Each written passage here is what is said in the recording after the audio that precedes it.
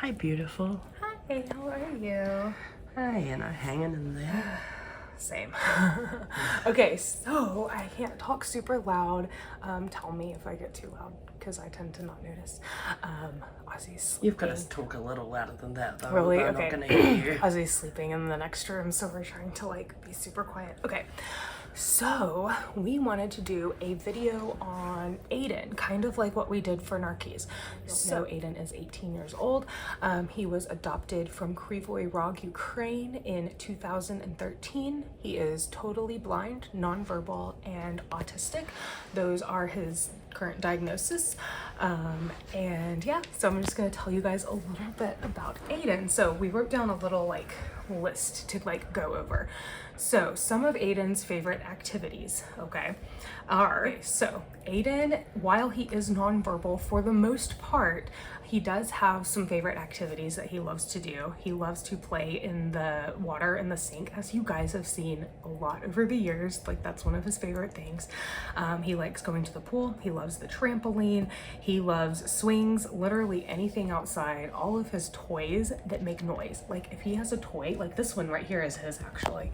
Like, oh, this one, yeah. If there's a toy that makes noise, he is all about it. Like, that's what he wants. So this isn't really an activity, but we put coffee under his activity because let me tell you, that is an activity for Aiden. Coffee is the only activity he needs some days. And he also really enjoys Audible. I've noticed if I like, so the Boxcar Children, I got like the whole set of the Boxcar Children on Audible, and I just played it for him, and I noticed that he would get calm, and I noticed him really like intently listening. So he does enjoy Audible. What of that he's understanding and comprehending, I'm not sure, but I believe it's enough, you know. He understands us. He understands perfectly. Everything we're saying, so I'm not going to limit him and assume, oh, he doesn't understand it, I'm not going to play it. It's still great for his brain. So communicatively, Aiden is still considered primarily nonverbal. Yes. He does not have really communicative speech except for when he wants to go to mama's, when he wants to go to daddy's, when he wants coffee, when he's hungry, and if he's bored. Like, yeah. he has certain things that he'll say coffee, coffee, coffee, or, you know, like he can tell us, he can communicate verbally some basic needs and some basic wants, which is really good. For a long time, he could only communicate certain needs. He couldn't let us know what he wanted. And that was always really hard. So now it's more of I see a preference with Aiden and he lets me know. Even with his toys, if I hand him a toy he doesn't want that day, he's like, he lets me know. Oh yeah, he does. He lets you know. So let's see. So in terms of Aiden's future, it's just largely unanswered right now. We know that Aiden will probably not progress much past the point that he is currently. Cognitively, he sits at right around the age of 2. Mentally. Emotionally, I would say around 5 or 6. Again, like with Keys, it's different cognitive abilities for different areas of his life, right? But he's never going to advance further than probably where he is right now in terms of the care that he is needing. Can he learn more things? Absolutely. Sure. Can he pick up new skills? Absolutely. But are those skills going to be helpful life skills for him in the future? Probably not. Probably not. All of Aiden's needs are 100% met by myself, by his dad, Nikita. He has to have a caregiver. He cannot get his own drink. He cannot get his own food. He cannot take care of his own hygiene needs.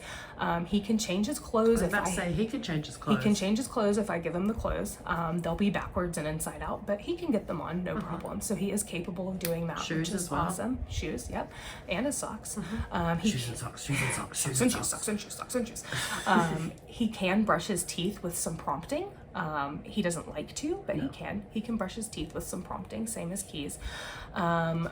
But we still need to take care of the actual cleaning. Can Aiden ever, for any reason, be left at home alone? Absolutely the hell not. Absolutely not. He needs to have somebody there at all times. He could not call for help in an emergency. He could not ask for help. He could not do anything. He would be completely helpless in a situation. So he is 100% dependent.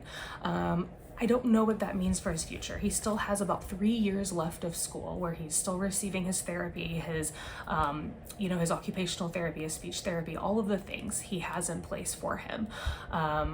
We probably will get him on a list for some type of group home setting. However, there are stipulations with children being in a group home, and there are long waiting lists, you guys. I'm talking like 10 years. It doesn't matter if you have the money for it. It doesn't matter. If there's no space, there's no space. So it's just a battle of waiting lists and things. The plan, as always, is to keep Aiden home with us as long as is reasonably possible for us to do so. As long as we can physically manage and emotionally manage his needs. Physically with Aiden, it's not really hard on us at all. It's about their mental health at the end of the day. Yeah. I want their mental health to be taken care of. I think mental health is more important than physical health. I think so too. You know, Aiden's physically, he's progressed as much as he's probably going to. So I want to make sure his mental health is good, that he's happy, that he has things that are giving him joy and bringing stimulation to his mind, like it's a scary thought to think when they finish school, that's it, and they just have to sit and kind of languish. I don't want that. Let's see. Emotionally, how is Aiden emotionally? So Aiden now exhibits a wide range of emotions. He used to only exhibit pain and anger, really, and happiness. And now I'm seeing him where he can exhibit the fact that he's sad or he wants something. Worried. He worries about things. I have to talk to him about some things. Like, he has different sounds for his different emotions, and it's really awesome. He's definitely matured. Sometimes though, I struggle, when I say to you, is he laughing or crying? Is he laughing or crying? I can only tell the difference because I'm his mom, I guess. Yeah. And I've had that experience. Most of the time I've got it, but sometimes they sound exactly the same. Yeah, it does. Aiden's cry and Aiden's laugh can often sound identical.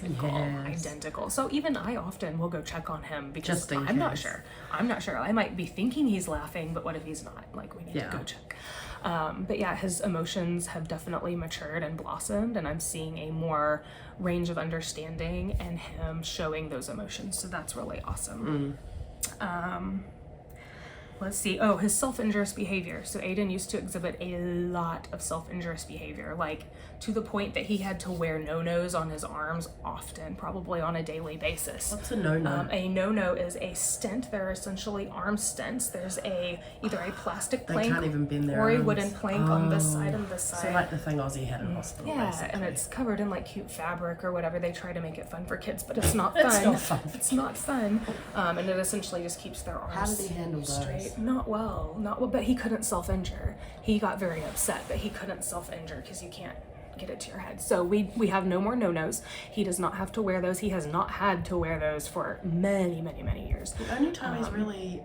Oh no, it wasn't self-injury. It was you. He bit you the other week. He did. He bit me really hard on the knee. He did. He hasn't done that in a long time. He bit me really hard on the knee a couple of weeks ago. And that was the first incident in a very, very long time. A very, very long time. His self-injurious behavior at this point is very, very minimal. We still have to watch him, but he's good. He does awesome. Good. He does awesome. And also, I know you guys know he was diagnosed with rumination disorder, basically. When he brings up his food and holds it in his mouth and would re-swallow. Maybe does that one day out of a year. Yeah, he'll do it ever so often. Very all you have to do is tap his cheek or say swallow. I'll say nyeh, swallow, and he does. But I don't have to do that with him really anymore at all, which is amazing. And that's something that I thought we would never, ever see the end of. So I'm very freaking proud of that kid. He's doing so good. Okay, so we also get a lot of questions about Aiden using a blind cane for guidance, and we get a lot of questions about him using Braille. Can he read Braille? So the answer to both of those is no. Has he been taught to use a cane? Absolutely. He's had therapy. They teach him at school. We've worked with him. He's just not interested in using a cane to navigate his life. He does not want it. He throws it. No interest. And no matter what we do, we cannot get him to use the cane. He just doesn't want to use it. So he maneuvers around pretty well without it. He does awesome. He does really, really well. He's very spatially aware for someone who is blind. And Braille, Aiden just cognitively is not capable of understanding Braille or... That's essentially reading and writing. And whether he was blind or not, his mental faculties wouldn't give him... He just can't do that, and that's okay.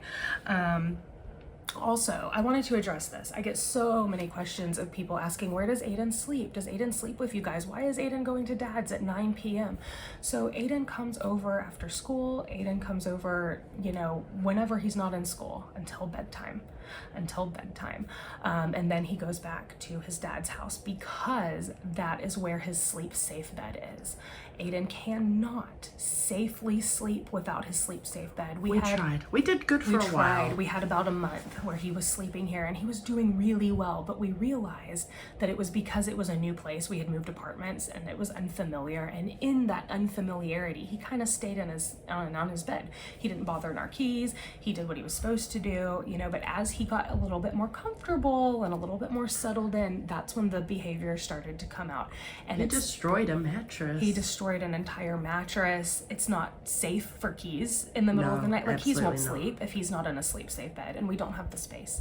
So therefore Aiden does go back to his dad's at night to sleep, comes right back the next morning. So, and Aiden likes to go back to dad's. Yes. You hear him, Daddy, at nighttime. He really likes it. He wants a sleep safe bed. The goal, of course, is eventually when we move to get our own sleep safe bed, so we also have one. It's just not affordable right now, and we were very, very blessed to be gifted the sleep safe bed that we do have, and so we want him to utilize that every single night for his safety. Also, I think that might have been it. Also, in case I have not mentioned this, or some of my older viewers may not even know, Aiden has seen a geneticist, and he does have a micro deletion on one of his chromosomes. I could not tell you which one. I would have to look at the paperwork, but he does have a micro deletion. And what does that mean for him in the future? No Again, idea. Unfortunately, it is unseen. As of right now, Aiden is healthy. All of his organs are doing great. And he's doing really well. He's a very, very healthy boy. Healthy and happy. Happy, healthy, despite the blindness, you know, and the cognitive delays. Like, he's perfect. He's doing amazing. Yeah. And I'm so freaking proud of him. And he has overcome so much. He's just an amazing boy, and I hope you guys, if you guys are new and you haven't subscribed to our channel, we would love for you guys to subscribe and get to know all of our kids and us. We're gonna do a little update on all of them over the next couple of weeks. So it's been a while. We need this. We need to update. Probably not our older girls. I don't think they want us to be discussing their. Yeah, my oldest girls, Jer and Piper, they don't really participate in YouTube, and that's their choice, and that's totally fine. So that's just why you don't see them. There's no reason other than they just don't want to. So anyway, we love you guys. We'll talk to you guys tomorrow, and I hope this was informative. If you have any additional questions, please comment below. I will be happy to expand upon them in a future video. But I love you guys, and we'll talk to you all tomorrow. And don't forget, you old and always live to inspire. Bye. Bye, guys.